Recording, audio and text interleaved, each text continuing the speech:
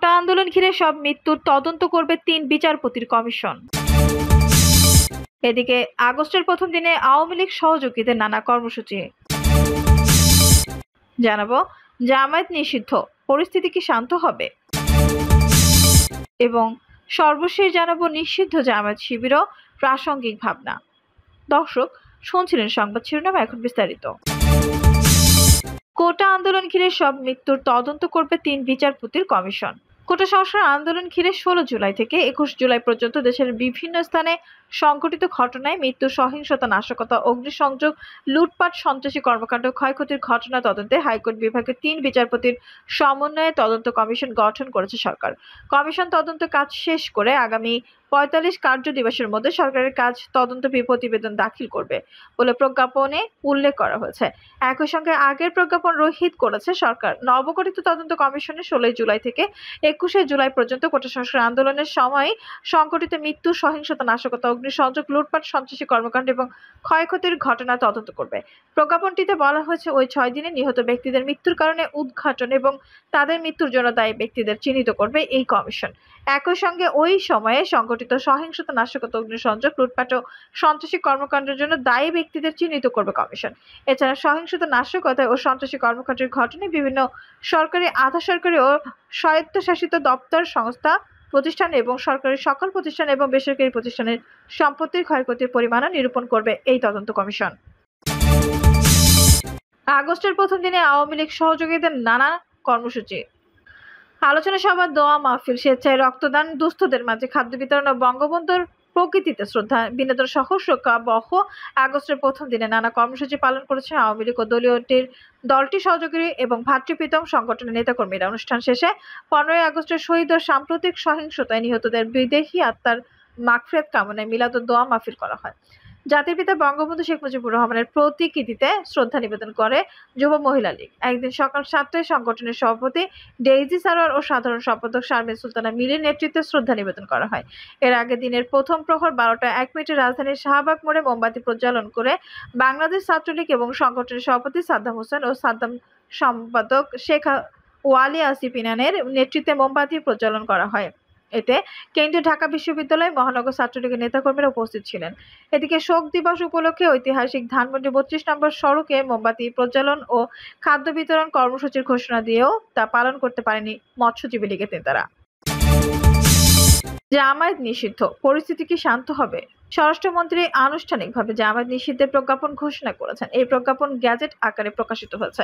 কোটা সংস্কার আন্দোলন নিয়ে যখন উত্তপ্ত পরিস্থিতি তৈরি হয়েছিল মধ্য জুলাই, তখন সরকারের পক্ষ থেকে দাবি করা হয়েছিল যে আন্দোলনের সহিংসতা উস্কে দিয়েছে জামায়াত শিবির। জামায়াত শিবিরের সহিংস ক্যাডাররাই বিভিন্ন সরকারি গুরুত্বপূর্ণ স্থানে হামলা চালিয়েছে বলে সরকারের পক্ষ থেকে সুনির্দিষ্ট তথ্য প্রমাণ হাজির করা হয়েছে। সরকার এটিও দাবি করেছে যে সমস্ত মানুষের প্রাণহানি ঘটেছে তার অধিকাংশ জামায়াত শিবিরের কাজ। লাশ নিয়ে রাজধানী করাই এবং সরকার হটানোর জন্যই স্বাধীনতা বিরোধী অপশক্তি এই কাজ করছে।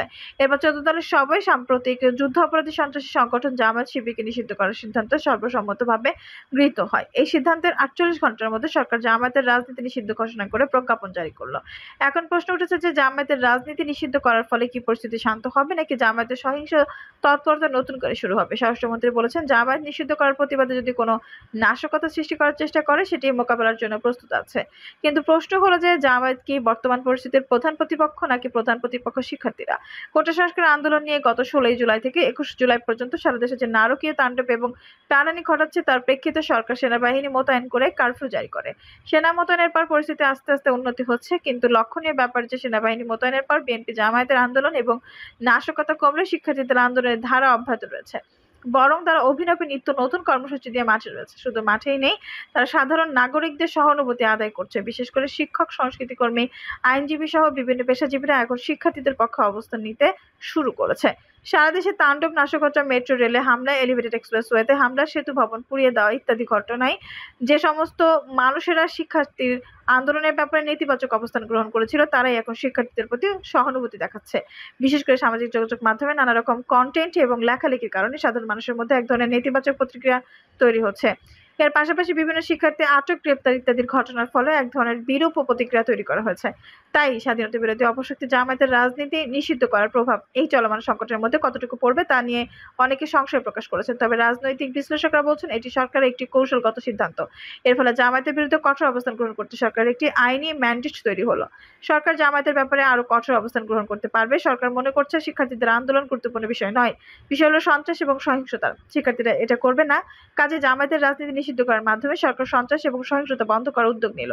এটি সরকারের একটি কৌশলগত পদক্ষেপ। এর ফলাফল কি হবে সেটি আগামী কয়েকদিনের মধ্যে বোঝা যাবে। নিষিদ্ধ জামায়াত শিবির ও প্রাসঙ্গিক ভাবনা।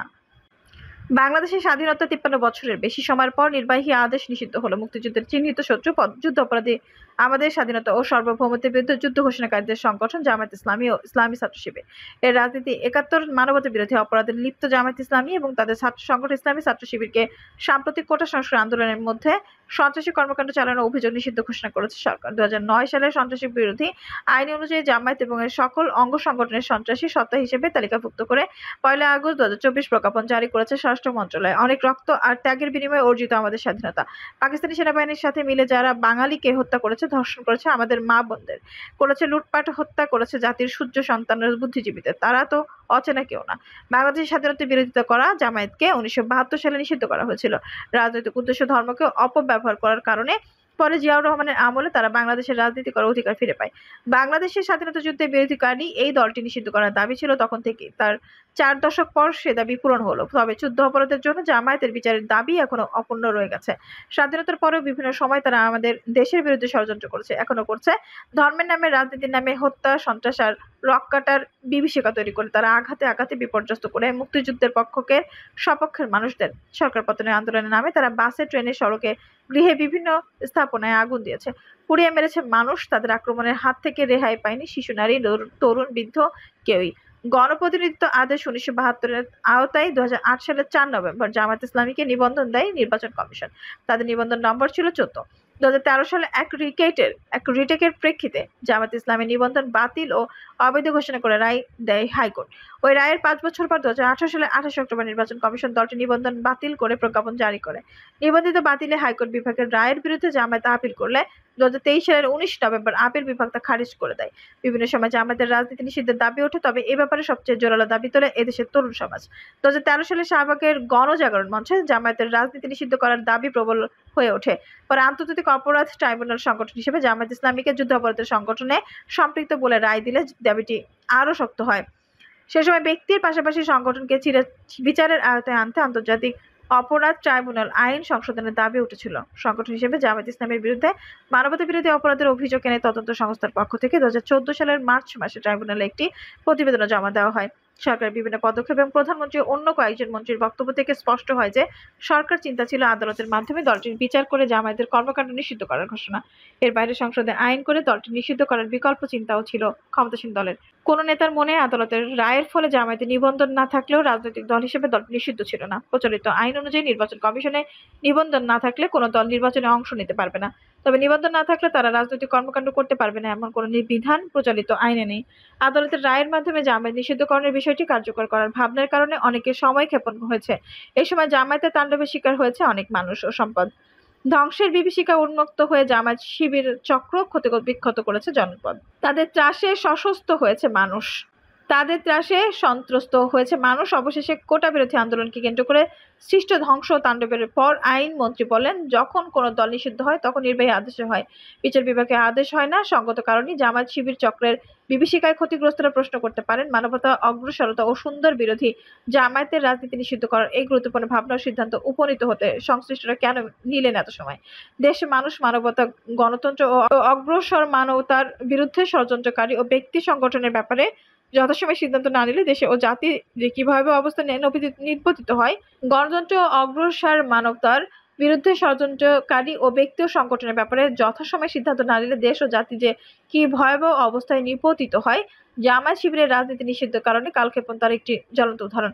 প্রসঙ্গক্রমে দেশের বিরুদ্ধে, গণতন্ত্রের বিরুদ্ধে আরও 2টি ষড়যন্ত্র ও অপকর্ম উল্লেখ করা জরুরি বিবেচনা করছি। বাংলাদেশের স্বাধীনতার পর 1973-74 সালে শোনা গেল মুসলিম বাংলা বাংলাদেশ নামে এক তৎপরতার কথা সে সময় প্রচারণা চালানো হয়েছিল যে বাংলাদেশের ভারতের একটি করদ রাজ্যে পরিণত হতে চলেছে।